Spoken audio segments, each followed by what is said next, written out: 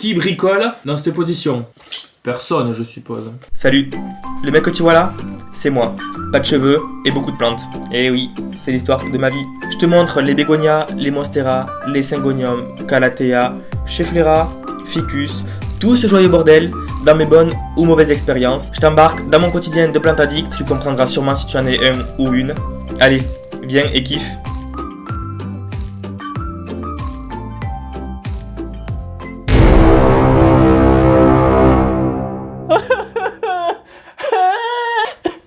Je suis désolé. La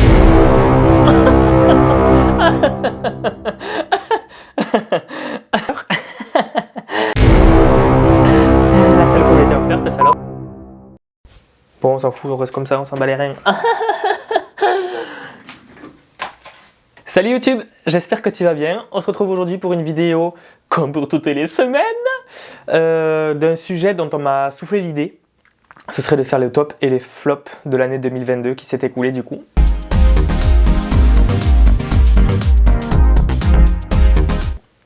Je vais juste regarder les plantes que j'ai eues en 2022. Alors peut-être qu'il y en a que j'ai eues en 2021, que j'ai mis sur mon feed Insta en 2022. On va voir ça. J'avais un peu préparé le terrain, je t'en fous. Un des gros flops. On va commencer par les flops, si ça ne te dérange pas. Ça te dérange? De toute façon, t'as pas le choix.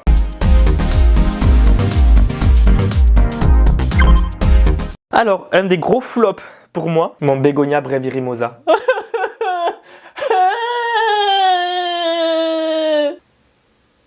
Je suis tellement dégoûté. Tellement.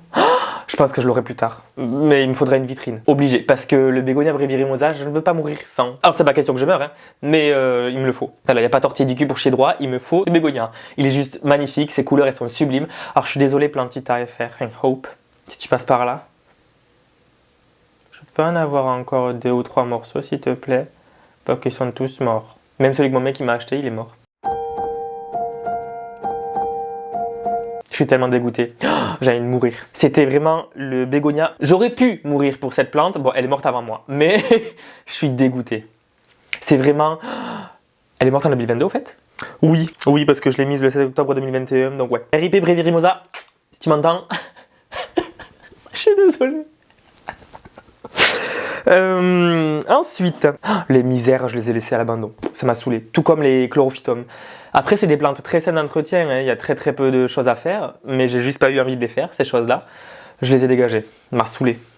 Ah ouais, si, ça m'a saoulé. Ça m'a trop saoulé. Je regardais par rapport aux plantes que j'ai mises. Gros flop aussi, les bégonias rex. Une arnaque dans la vie, ça, je comprends pas. Alors oui, c'est très beau avec les couleurs, gna gna gna gna gna. C'est de la grosse merde, il faut se le dire. Eh, il y en a un qui est en train de pourrir. Ah, faut que je le bouture d'ailleurs. Mais franchement, c'est juste... Mais la plupart sont morts, hein, chez moi. En 2022, je crois. Non? Si.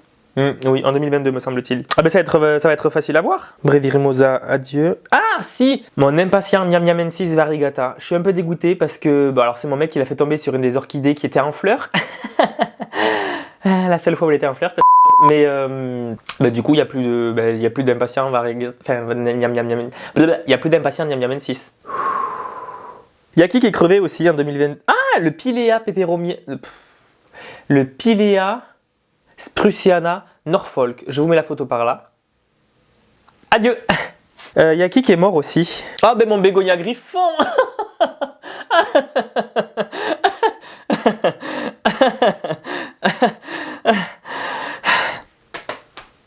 Est-ce que j'aime vraiment les bégonias? Et je me repose la question, vraiment.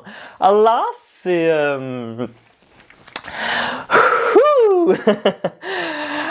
Ah, c'est... Enfin, ce n'est plus. Non, ce n'est plus. Non. Ce n'est plus du tout. Comptabilise le nombre de plantes qui sont mortes parce que moi je compte même pas. Hein. Ah si, j'ai un Bocarnea qui a gelé aussi dehors, donc lui on peut le mettre dans la liste des flops. Après là, les flops, c'est vraiment les plantes qui sont mortes chez moi. Après, si on parle de plantes qui m'ont déçu, ben en fait, c'est plus moi qui déçois les plantes en général. Hein. On va se le cacher. La Calisia fragrance, on est quel jour là? On est le 7 janvier, au moment où je tourne la vidéo. Je l'ai donné.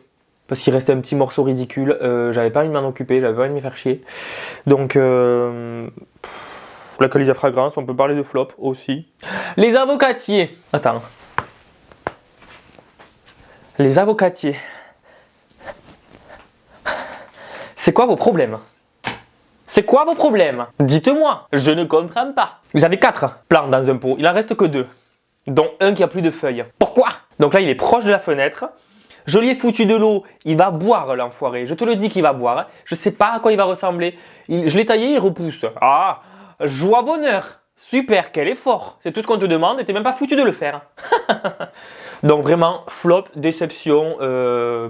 Faites pas pousser l'avocatier, ça sert à rien. Hein. Si vous y arrivez, tant mieux, dites-moi comment vous y arrivez. Oui, je suis fortement déçu des avocatiers. Alors ça, j'en suis déçu. En 2022, qui c'est qui est mort aussi? Le bégonia Benito Shiba, c'était celui-là. Lui, je le regrette beaucoup. Parce que j'avais marqué simple d'entretien. Alors oui, il est simple d'entretien. Apparemment, il résiste à du moins 10.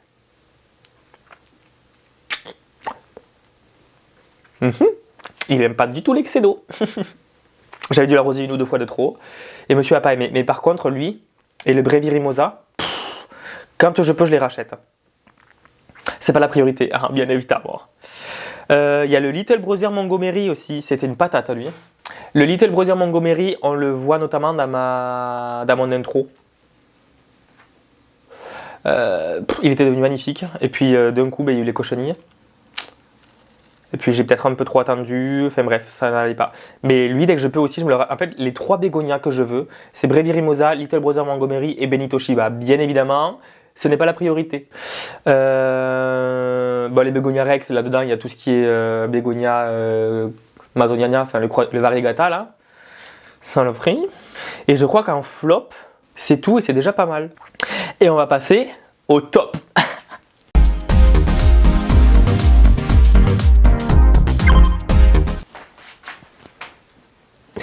Ah, les tops. Heureusement qu'il y a les tops d'ailleurs, parce que... Alors, les tops, déjà, je dirais que ce sont les Syngonium. Pourquoi? Parce que... en fait, ils poussent tout seuls. Enfin, chez moi, toujours, ils poussent tout seuls, sans trop d'entretien. Là, je les ai tutorés il y a quelques jours. Ils étaient en hauteur, donc en fait, ils cascadaient. Et j'aime pas quand ils cascadent parce qu'ils ont des entre-nœuds assez longs. Donc je les ai tutorés. Alors c'est des tuteurs provisoires, hein, donc c'est pas des tuteurs coco ou un sphaigne sur lesquels les racines aériennes peuvent s'accrocher. C'est juste des bambous basiques. Mais ils poussent tout seuls. Alors je suis assez content. Surtout que le Albo variegata, il me fait pas des feuilles toutes blanches ou toutes vertes, alors je touche du bois. Ça c'est chouette. Mais en fait, tous les Syngonium, chez moi, ils vont bien pour le moment. Je touche du bois.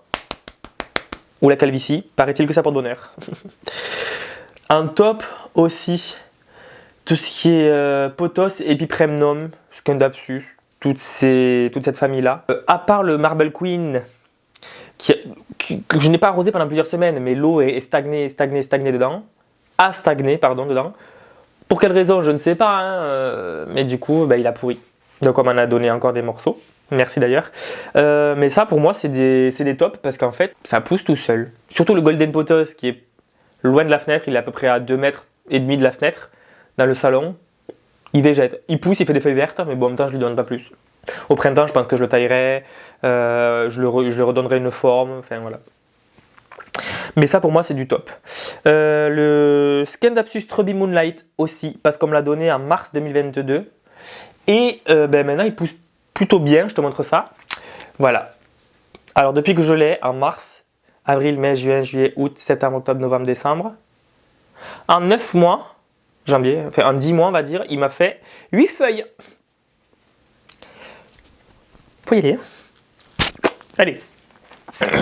Il y a My Monstera. Attends, je te montre ça. Je sais pas si on voit du bordel ou quoi. Attends, est-ce que c'est net ou pas? Si jamais, ma Monstera, tu vois bien la feuille. Hein. Ultra perforée. J'essaierai de te mettre une incrustation d'une photo où on la voit un peu mieux. Que dire? Que dire? Elle est magnifique. Elle est magnifique, j'en suis ultra fier. Alors c'est pas une plante compliquée, on est d'accord. Mais depuis qu'il y a le tuteur Sphaigne, ma foi, elle adore ça. Donc ça c'est gros top, gros top. Le Syngonium Chiapense, je sais j'ai parlé des Syngonium juste avant, mais je voudrais faire un big up au Syngonium Chiapense. C'est le gros, avec le gros feuillage comme ça. Il m'a fait 3 feuilles à la fin de l'été parce que j'ai mis le tuteur Sven à la fin de l'été du coup. Là il m'a refait une feuille, alors elle est plus petite, hein, elle doit faire la taille de ma main. C'est l'hiver, il fait comme il peut, déjà il fait une feuille, that's not too bad. Vraiment c'est pas mal. J'aime beaucoup, et puis on va pas parler des Monstera. Si, allez, eh bien la Monstera d'Anthony, attends, bien la fifi, ai-je besoin de me justifier? Je ne crois pas. Elle est juste magnifique. Elle me fait des grosses feuilles. Alors je pense que c'est peut-être la taille mature. Et dis-toi que les racines que tu vois ici, là, elles sont pas avec de la sphaigne. Donc s'il y a un tuteur sphaigne, je pense que de suite, plus d'humidité égale feuille un petit peu plus large. J'ai bien dit je pense. Nous verrons ça au printemps quand je la rempoterai avec un tuteur sphaigne. Oui. Mais il y a elle et la dubia. Alors la dubia, je ne peux pas la sortir parce qu'elle est engoncée derrière d'autres plantes. Mais elle a ultra bien poussé en 2022. En fait, en 2022, c'est mes familles préférées, mes genres préférés qui ont pas arrêté de me satisfaire. Monstera, Syngonium, Pothos. Enfin Pothos, alors ça rassemble les Epipremnum et les Scindapsus. Ensuite, j'ai quoi en top? Eh bien, en top, ça fait un petit moment que je ne m'y suis pas intéressé. Mais il y a aussi les bégonias. Et oui, ça fait un petit moment que j'avais délaissé les bégonias. Et c'est vrai que... excusez-moi, je fais ma vie en même temps. Hein. Mais au final, quand je passe à côté dans la chambre, parce qu'ils sont tous dans la chambre presque, à part un que tu peux peut-être apercevoir. Bouge ta feuille. Bon bref, à part lui, mais ils sont tous dans la chambre, en fait ils fleurissent maintenant. Alors on est en 2023, mais ils ont ultra bien poussé en 2022. Il y en a, j'ai réussi à les sauver de l'oïdium grâce au rapide total. Mais il y en a, je les ai traités un petit peu tard, donc ils sont morts. Le lucerna, toi aussi je te rachèterai. Il était trop beau. Mais ça fera partie de mes tops aussi, puisqu'en fait, je m'en désintéresse. Et puis en fait, l'intérêt revient d'un coup. Et puis il redisparaît, et puis il revient. Le mec le plus indécis au monde. It's me. Un qui était dans les flops et qui au final commence à passer dans les tops, c'est le Ficus Cheveriana Moonshine. Chez moi, il était ultra capricieux au début. Il n'a pas du tout aimé la transition entre jardinerie et maison. Au final, maintenant, il me refait des feuilles. Alors, c'est pas non plus l'Amérique. Hein pourquoi j'utilise cette expression? J'ai 28 ans, on dirait que j'en ai 47. Si t'as plus de 47 ans, je suis désolé. Mais le Ficus Cheveriana Moonshine, chez moi, il n'a pas du tout supporté la transition. Chez certains, apparemment, ça va au top du hip-hop. Je ne sais pas ce que vous y faites. Moi, perso, je le laisse bien sécher et apparemment, ça va. Ça va, il est près de la fenêtre. Pour le coup, il est à ça de la fenêtre. Au milieu des autres plantes, donc il y a un petit peu d'humidité. Ça a l'air d'aller. Ça repart bien là, donc je suis assez content. Si, un flop! Le cactus de Noël. Quelle merde. Faudra que je le rempote avec du substrat encore plus drainant. Parce que là, je ne l'ai pas arrosé depuis plusieurs semaines. Le terreau est encore humide. Alors oui, il va falloir que je m'active à la nouille et que je le dépote et que je le rempote avec un substrat plus drainant, avec de la perlite notamment. Il va falloir que je le fasse rapidement. Genre tout à l'heure. Hein. Il est quelle heure? Oh oui, je peux le faire. Si un flop, oh putain mais il n'y a rien qui est dans le bon sens. Hein. Le flop, le Dieffenbachia camilla qui n'a pas du tout aimé l'air de la clim cet été. Parce que pour refroidir l'intérieur, ça prend l'air chaud de l'intérieur, ça le souffle dehors. Et on refroidit quand il fait chaud dehors. Donc du coup, la chaleur de l'extérieur plus le chaud de la clim, il n'a pas du tout aimé. Alors là, il ressort des feuilles. Il n'est pas magnifique. Je vais peut-être m'en séparer ce printemps, je sais pas encore, on verra. Parce que c'est vrai qu'il était devenu magnifique. Ça me trouve la flûte. On verra. On verra au printemps comment il va devenir. Mais j'en suis assez fan du Dieffenbachia, de celui-là. Le Green Magic, gros flop. Gros flop, il me gave, il a mis du temps à s'adapter. Il s'est adapté, il refait des siennes, là il me gave. Je pense que je vais m'en séparer de celui-ci. Hein. Donc c'est tout pour moi, pour mes tops et les flops. Alors c'était pas ultra bien préparé, comme toutes les vidéos. Mais c'était pas bien séparé, genre les flops et les tops. Tu vois, il y avait des flops au milieu des tops, enfin bref, il n'y a rien qui va. Si, et une qui est un petit peu C'est un peu bizarre de la mettre dans les flops, entre guillemets, mais il y en a une, il pousse trop. Trop, mais beaucoup trop. J'étais vraiment pas prêt. C'est le Scandapsus pictus argyreus. Yana Kono, t'accroches pas la monstera. Je fais quoi moi de tout ça? Ça va. J'en fais quoi moi de tout ça là? Là tu vois pas toutes les lianes qu'il y a au milieu.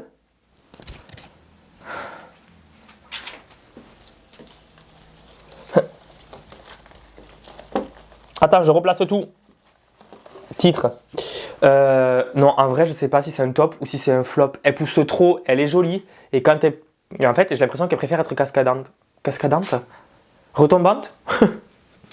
Je pense qu'elle préfère être retombante parce qu'elle fait des feuilles un petit peu plus grosses que quand elle est tutorée. Et je trouve ça dommage parce qu'en fait, du coup, il faut la mettre à 8 mètres de haut pour pouvoir avoir une belle cascade. Mais moi, j'ai pas d'étagère de 8 mètres de haut. Hein. On fait comment? On fait comment? Donc, je dirais quand même flop. Je dirais flop. Et je crois que c'est tout. C'est déjà pas mal. Hein. Et toi, dis-moi ton flop et ton top de 2022 aussi, ça pourrait être intéressant. Ou des années précédentes, hein, n'importe. Donc en tout cas, j'espère que ça t'a fait passer un bon moment, que ça t'a diverti. Et puis je te dis à la semaine prochaine. C'est tout. Reste connecté. Ciao. Ah, cette calvitie, ça va de moins en moins. Oh, quand la vie me chie dessus. Hein. Bon alors, la vidéo t'a plu? Si c'est le cas, je t'invite à liker, à partager, à commenter, à t'abonner, ça fait toujours plaisir. Je te mets mon Instagram aussi, c'est le même nom que la chaîne YouTube, PlantLoverFR. N'hésite pas à me parler dessus si tu as des questions, si tu veux réagir à mes vidéos, si tu veux juste me parler. Tu es le et la bienvenue. En attendant, reste connecté, la semaine prochaine, nouvelle vidéo.